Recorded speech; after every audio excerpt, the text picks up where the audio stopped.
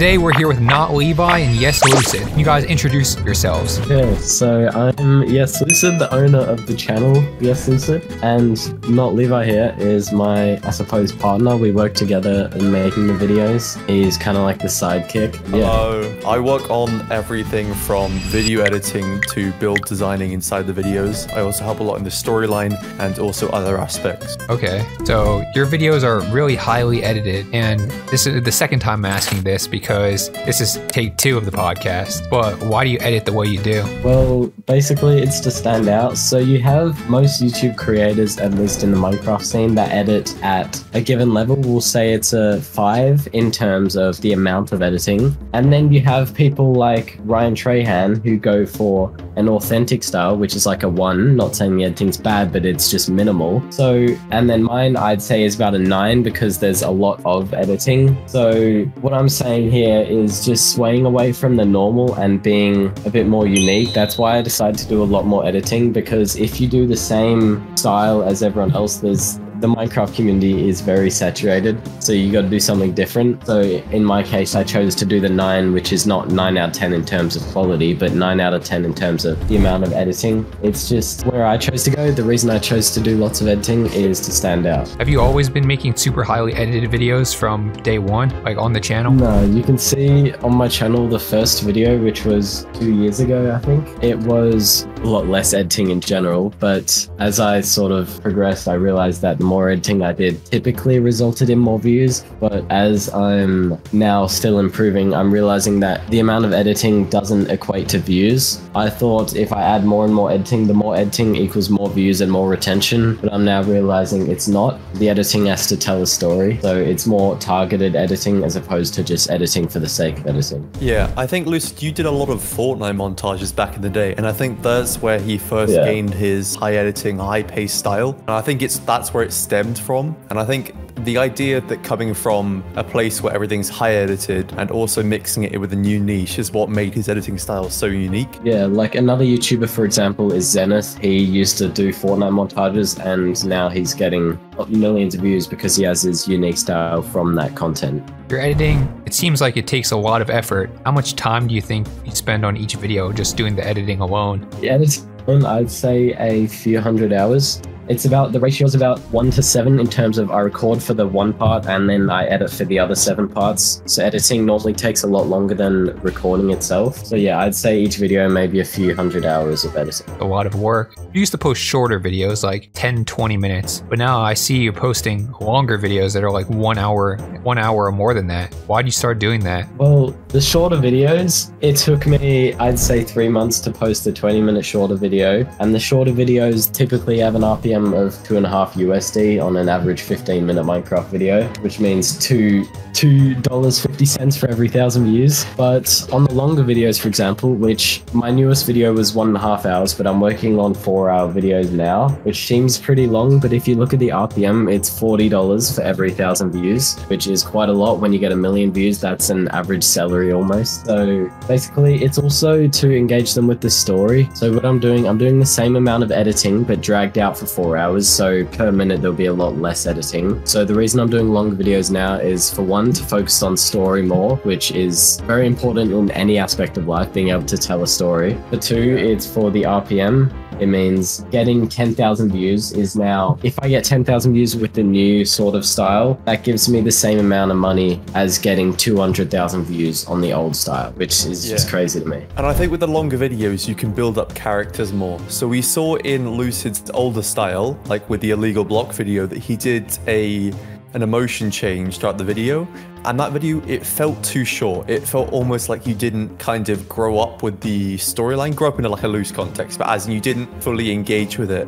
And I think with longer style videos, people kind of get into the, like, understand the characters a lot more, which results in the final kind of output of the video, like whether that's an emotion of happiness, sadness, or whatever, it carries further onto the viewer. And I think it leaves a more lasting impact rather than a shorter video, which is something that someone will forget in about an hour or so. I definitely agree with that. And you said you're editing, you got super good at editing because you edited Fortnite montages before. Yeah. How do you manage to balance putting in so much time into each video? And how do you manage to balance that with the rest of your life and everything else you have going on? Well, my life is pretty easy currently. I know a lot of people can't say the same, but I wake up, I go to school, and then I have so much time in my day. Like I'm not paying for bills or anything. So I think it's pretty easy going for me. But with that, I know a lot of people my age still, they go on to school and they're making that all they're doing. But really, I like to think of it as we have 24 hours in a day. You're sleeping for 9 hours, I sleep for. That leaves 15 hours. For me, I go to school for 7.5 hours a day. So I've still got 7.5 hours in my day to work, and then maybe an hour of family time and dinner and all of that. So I've got 6.5 hours every day at least to work. If you're working on your channel, like editing for 6.5 hours a day, then a lot of people, most YouTubers don't spend that much time. You're gonna be pretty successful pretty soon, especially if the 6.5 hours that you do spend working is high quality, like deep work. So you'll probably be doing that for a while, but like what are your plans for the future? And like I guess another question is like when do you think you'll reach like 1 million subscribers or switch things up? I don't know, it's hard to say because change happens. What I'm doing right now is very volatile. Yeah, it keeps happening, keeps changing all the time. Like 4 months ago, for example, I wouldn't have imagined myself doing 4-hour videos. So I can't really say what my plans are. I'm just gonna keep going with it, keep adapting and keep improving and see where God takes me. Yeah. So going off that, like each video, do you experiment like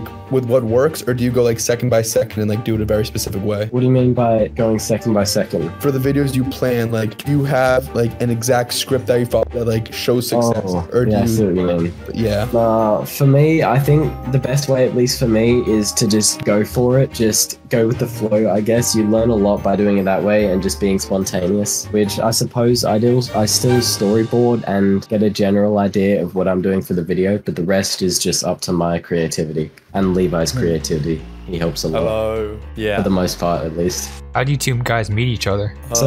Well, I mean, he lives in Australia. I live in England. We're on opposite sides of the earth. So I'm not sure. It's like a 24-hour flight. So we meet each other on Discord. And then that's where we. He means how did we meet each other, not how do. Sorry, cut that bit I'll explain. Cut that bit out. Please cut that bit out. That was embarrassing. Sorry. So basically, the way we met each other. I got it. Shh. I'll try. Right. So me and Lucy were invited to this Discord server with some other YouTubers. And I think, Lucy, how many subs are you on then? 50 subs. You had 400. Right. So I was a little bit better than him then. How times have changed. And at one point, he said, right, he needed some help building a cyberpunk city. And me, with no building experience at that point, said, yeah, I can help. I joined and I learned how to build along the way. And because we were hanging out all the time, every morning, every evening, because he lives in Australia and I live in England, it means that it's very difficult for us to talk. But every moment we did, we did. Every moment we could, we did. And I think that's really where we kind of worked together. And I think it was also at that point that I helped him with his videos. I helped him, I gave him feedback on what he was doing well and what he was doing not so well. And I think that is also what helped him grow from there. And that was the first video of his. Yeah, that ended up being the first video. It got like a few 100,000 views in the first couple of weeks, which was my first video to do well. And yeah, so from that I just thought, oh, maybe I should work with this guy a little bit more. So then he kept helping me with more videos and it was like an upward spiral from there. Yeah, would you recommend that other YouTubers that are starting out kind of work as a duo with somebody else? I think it's a lot more enjoyable to do that because I know YouTube for the most part is a long game. So if you're quitting within the first few weeks or months or even the first year, you're not going to see any success really. So I think working with someone else helps get through the starting phase where you don't see too much success in terms of monetary success and views and all of that. So yes, working with someone helps with that. It also helps get other perspectives because if it's just you're looking at your video from one perspective, whereas with someone else you can see multiple viewpoints on the video and get feedback and all of that. Yeah. Yes, I'd say working with someone else is, for the most part, very beneficial. So we're talking about working with like two people keeps you motivated. What would you say your biggest motivation is? Both of you guys. See, that's okay. So Money. I could lie. I could lie. I was thinking that. Yeah, I could lie, say it's all for money. I mean, for fun, but no, for the most part, it is money. I mean, if I didn't make money for the channel, from the channel, I wouldn't be doing the channel. But still, if I was making money and not enjoying it, I probably wouldn't be motivated to do it. So I'd say it's a combination of making the money from the channel and seeing the views and all of that, and enjoying what I'm doing. So like before you're monetized, your answer would just be enjoying what you're doing, and you guys met each other and liked each other, so you just stuck with it. Yeah, for the most part, yeah. Yeah, it's weird because it's almost like you see YouTube from a different perspective when you do get monetized. It's almost like it turns into work, and it's a weird change. And I recommend business, if you aren't monetized yet, don't even worry about it. Do it for the fun of it, and I think you will grow through that. And I think that's it's something to not be too worried about, especially for just starting. If you're relying on money as your main motivator for doing it, there's a good chance that once you've been doing it for 2 years, you're going to get burned out and bored and you're going to stop. So if you're in the phase where you're genuinely enjoying it, then that's a very good thing. Keep doing it. And also, even if just for the enjoyment. I think it's said that if you do a work that you enjoy, then you'll never actually work a day in your life. And I think that's very important, that you shouldn't ever do it just for the money, because otherwise you'll get burnt out, you'll get almost consumed by your work. And I think it's very important to separate that. So does all your revenue come from just AdSense, or do you have other sources of revenue also? I've received 2 sponsorships, one on the last video, which the last video obviously didn't perform as well just yet, but I got paid. I got a 15,000 USD sponsorship for a video. I think it was 6 months ago. Yeah, so sponsorships, ad revenue is a lot, but when it comes to sponsorships are typically where the real money, where the big money comes in for most creators. $15,000, that's a lot. Do you know how many views the video got? The video, I'm pretty sure it has 700,000 views at the moment. 550,000. 550,000. Okay, yeah. Oh, the rocket video? Yeah. That was your first sponsor, I'm pretty sure. Yeah. So you talked earlier about so you're passionate about the work, and you said you're putting in up to around 6 hours a day. When you're putting in the work, does it feel like are you motivated to do the work? Does it feel fun, or do you have to be disciplined to actually be putting in the work each day? Yeah, this is back to what we were saying before about what the motivation is. If it was just money is never a good motivator. It's temporary and it's limited. If you actually enjoy what you do, then you're going to be motivated. So yes, I'd say the money definitely helps with the motivation, but because I enjoy it, it doesn't require too much discipline, because I enjoy what I do and I find fulfillment in what I do. It doesn't require that much discipline. So yeah, I'm pretty motivated to do it every day. Basically, yes, working with other creators is very helpful, but just recently I left all those groups because it was taking up a lot of the time, and I think if you're working with so many creators like that, you begin to become more and more like them, so you begin to just stand and group into the crowd, which you don't want to do. So yes, it's especially when you're starting out, networking with other creators is probably one of the best things you can do. But as you learn and evolve, you should make sure to not be going in with the crowd, and you want to walk away from the crowd. So it's a good and bad thing. For YouTubers like me and JJ Blocks, would you recommend that us two kind of work together on the podcast and kind of work together on getting it promoted more? It really depends. You should see what works for you. You could try working together, see if that works, because it's not something where someone can give a set answer on what you should or shouldn't do. It's something that should be experimented with and tested out, because that's all YouTube is.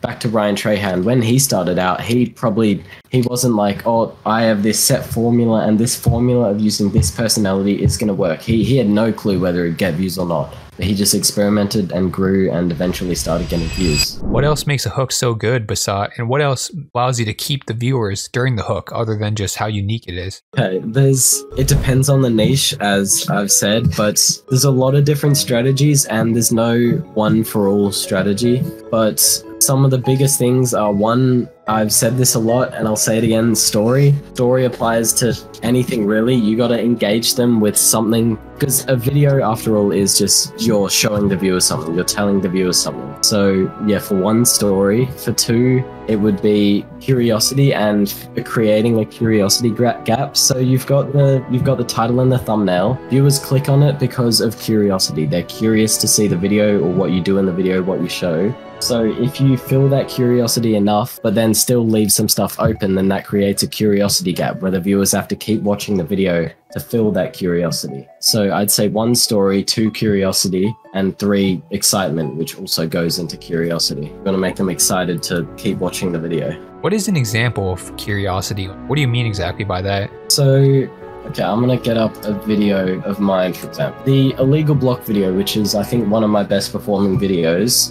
The title is I collected every illegal block, and that creates curiosity because the viewers are gonna be like, how did he collect every illegal block? And did he collect every illegal block? So they're curious to keep watching. They're also curious on if the video is going to be good, what the editing is going to be like. Because humans, we're just creatures of curiosity. We're curious about everything. So that's the biggest thing when getting people to click on a video. You're going to make them curious. Even if I look at a video in another niche, for example, this podcast, the people clicked on this podcast because they were curious about me, what I'd say, and how it's going to be structured and all of that. They're curious about watching the video. That's the main thing, at least. There's other factors that come in like excitement, interest, but curiosity is the biggest factor when people click and then watch a video. That's a good point. I feel like personality is really important in videos. Like, you guys know the YouTuber Beppo? Yeah. I remember I was in a Discord server with him and he just talked about how important personality is, not just for retention, but also for gaining subscribers.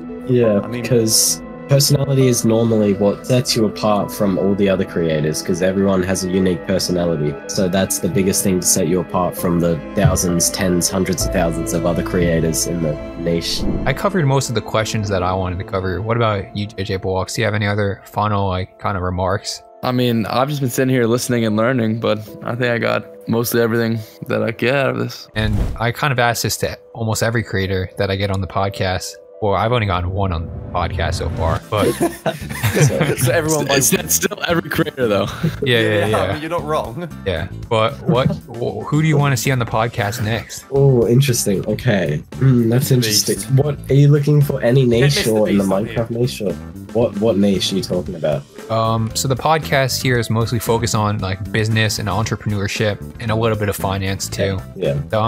So anything within that works, not just Minecraft. I'm not sure. I'm trying to think who would be good for the podcast, because these creators like Zenith, Mellow. It's not just because you're easy to message. It's because we highly value you as a person. Okay. I'm flattered. I assume he was talking to me though. Both of you. So yeah, I was thinking creators like Zenith and Mellow, but they're gonna sort of mirror the information we gave, because they've probably learned a lot of similar things that we've learned. So I'm not sure. Maybe I can find some like drop shippers, TikTokers. I don't know. I would definitely give you a different perspective from what we're giving you. Thank you guys very much for coming on the podcast. I really appreciate your time. I hope all the viewers got a lot of value out of this video. Whoa, wait. What? Last time we ended the video with, what is one advice or piece of advice you give the viewer? Like, what's one thing that you want to leave with? Oh my gosh. Yeah, what? Come on. All right, so my final question, you guys, is what is one piece of advice you would give to the viewer? Okay, that's difficult. So one piece of advice, if I could limit it down to one, is a lot of people I know read books, watch YouTube videos like podcasts or anything like that. While those are good to do, the best thing you could do is to just actually do it. A lot of people theorize and do all this theory about what could work, what they think might work. Thank you guys so much for coming on the podcast. I really appreciate your time. Hope the viewer got a lot of value from this podcast. And make sure to stay tuned for episode 3, because what YouTuber did we say we're getting on? Do we ever figure it out? Mr. Beast. Mr. Beast. We didn't figure it out, but it's someone big. It's someone big, someone who's going to provide a lot of value, trust me. I can already tell. Different. All right.